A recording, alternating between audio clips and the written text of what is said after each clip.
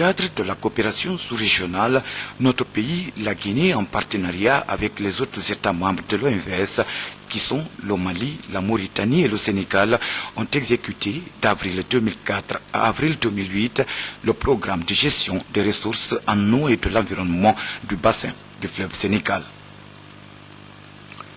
Ce programme, financé par la Banque mondiale à hauteur de 7,25 000 $ US, a pour objectif l'identification et la gestion cohérente et durable des ressources du bassin du fleuve Sénégal. Pour une mise en œuvre efficace, le projet est structuré en 5 composantes, dont le programme de microsubvention, objet du présent magazine.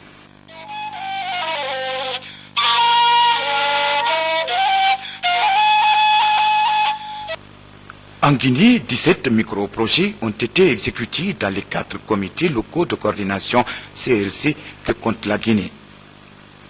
Le montant global de ces 17 micro-projets s'élève à 2,256 milliards de francs guinéens, entièrement financés par le Haut Commissariat de l'OMVS. Plusieurs volets ont été exécutés dans ce cadre: l'apiculture, la pisciculture, le maraîchage et un barrage hydro-agricole à Dobodji. 3 moulins et 2 puits améliorés ont été également exécutés dans le CLC de Bakoyi, préfecture de Sigiri, sans compter des campagnes d'information et de sensibilisation des populations sur la protection de l'environnement dans son volet, lutte contre le feu de brousse et la déforestation.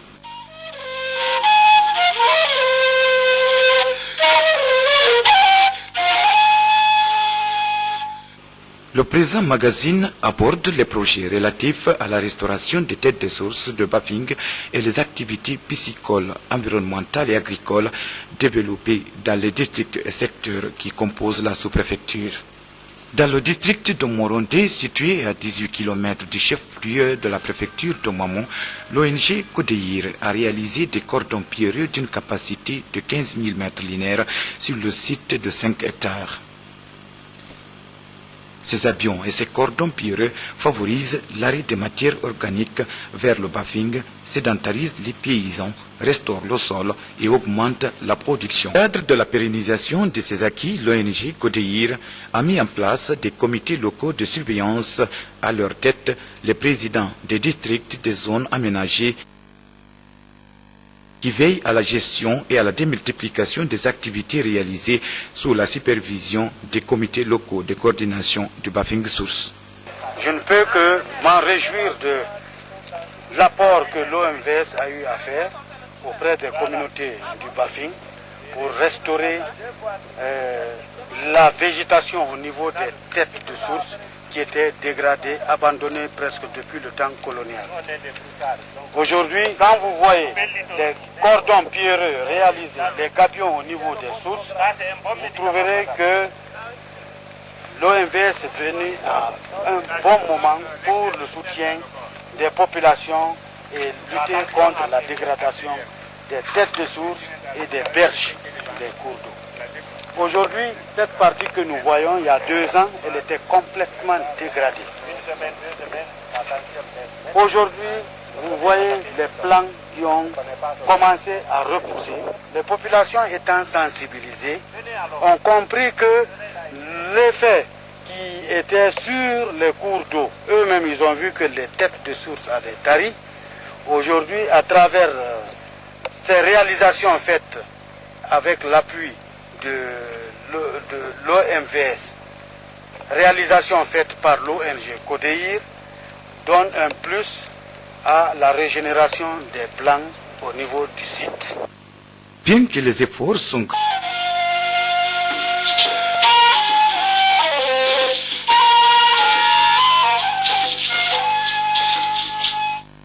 dans le cadre de la mise en œuvre du projet de gestion des ressources en eau et de l'environnement du bassin du fleuve Sénégal, l'OMVS a aussi financé la valorisation des étangs piscicoles de Bafing Tolo.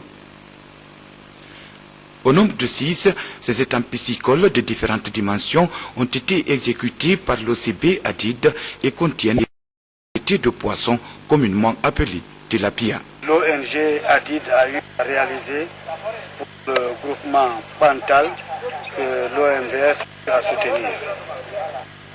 Il y a eu deux espèces de poissons. Il y avait la carpe argentée et il y avait le tilapia. Ce sont deux espèces qui ont été expérimentées par le ministère de la Pêche. Et ces deux espèces ont très bien donné sur le terrain.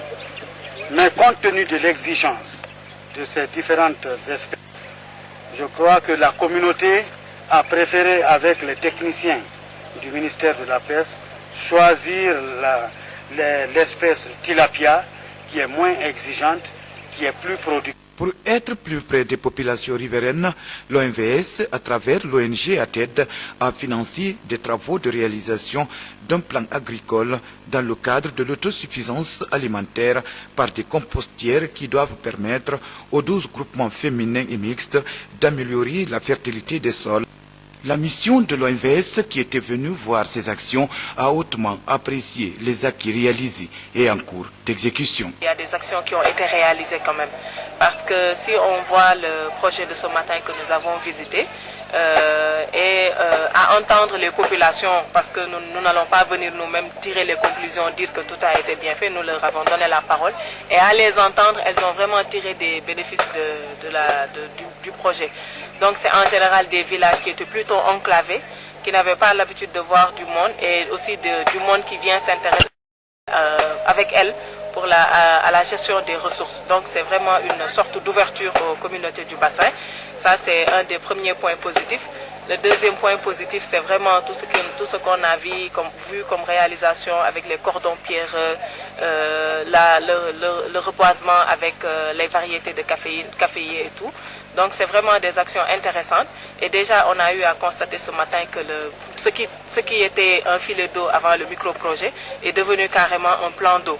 Donc c'est un projet vraiment, je pense, qui a du point de vue environnemental, qui a eu en tout cas un réel impact, un impact qu'on peut constater de visu.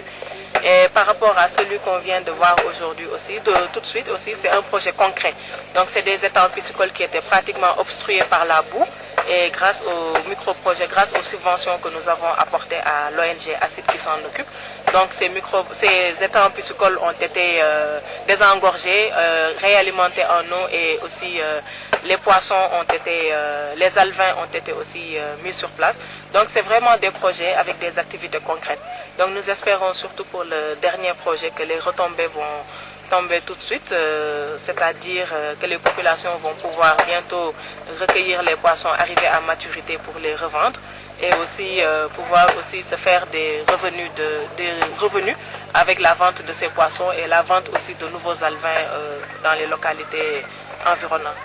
Nous sommes en train de réfléchir depuis la fin de la deuxième phase du micro-projet à une formule pour viabiliser un peu ce qui a été fait. Parce que c'est des financements qui ont été donnés, des activités ont été entamées. Et malheureusement, les populations peut-être n'ont pas l'assise financière nécessaire pour pouvoir continuer sans un soutien.